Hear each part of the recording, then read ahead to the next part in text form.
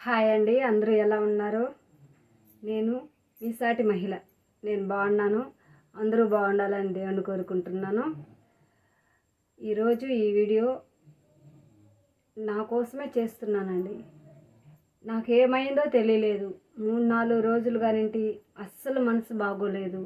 డల్లుగా ఉంటున్నాను. ఏ పని శ్రద్ధగా చేసుకోలేకపోతున్నాను. అసలు నాకేమైంది అనేది అర్థం కావట్లా. ఒకే ఒక్కరోజు 1 గంట జ్వరం వచ్చింది అంతే.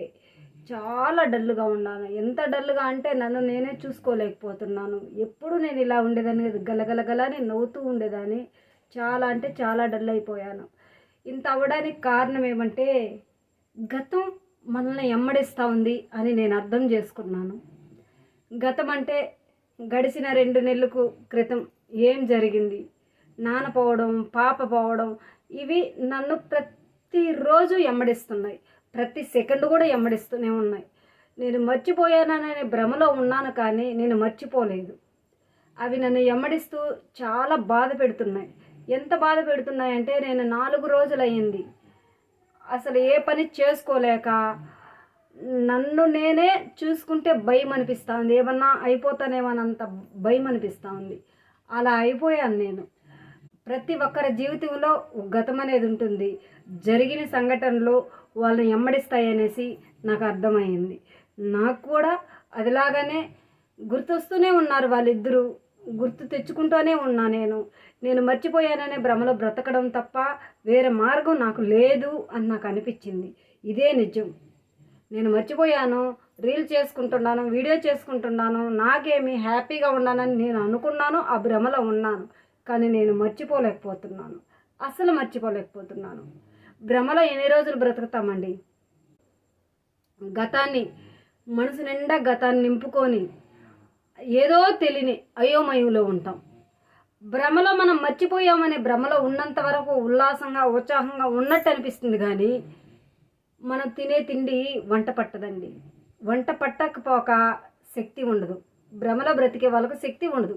కళల్లో జీవించే వాళ్ళకి నిజ జీవితానికి, కళ జీవితానికి చాలా అర్థం ఉంటుంది. ఏదో నా జీవితం ఇలా అయిపోయింది, ఇలా మరొకరి జీవితం, ఏ తల్లి జీవితం, ఏ అమ్మాయి జీవితం ఇలా కాకూడదని మనస్ఫూర్తిగా దేవుణ్ణి కోరుకుంటున్నాను. మీరు కోరుకోండి. ఎవరి ఇళ్ళల్లో ఒకేసారిగా 2 మనుషులు పోకూడదని. ఒకరు మన్ను మరుగయ్యారు, ఒకరు కన్ను మరుగయ్యారు. మన్ను మరుగైన వాళ్ళని మర్చిపోవచ్చు, కన్ను మరుగైన వాళ్ళని మర్చిపోవడం చాలా కష్టం అనిపిస్తూ ఉంది. కానీ తప్పదు, బ్రతకాల. నేను బ్రతుకుతాను. ఎందుకంటే నేను నా బ్రతుకు ఇంకొక జీవితాన్ని కాపాడడం కోసం, ఇంకొక జీవితాన్ని నిలబెట్టడం కోసం నేను బ్రతకడం చాలా అవసరం. నాకు సపోర్టుగా మీరందరూ ఉండారు అంతే చాలు. బంధువులు, ఆత్మీయులు, ఫ్రెండ్స్, తోడబుట్టినోళ్ళు, కన్నవాళ్ళు, కడుపులో పుట్టిన వాళ్ళకంటే మీలాంటి స్నేహితులు నాకు చాలా అవసరం. మరో ధైర్యానికి ఇది చెప్పడానికి ఈ చిన్న వీడియో చేశాను. మనసులో దాచుకోలేక మీ అందరితో చెప్పుకోవాలనిపించి ఈ చిన్న వీడియో చేశాను.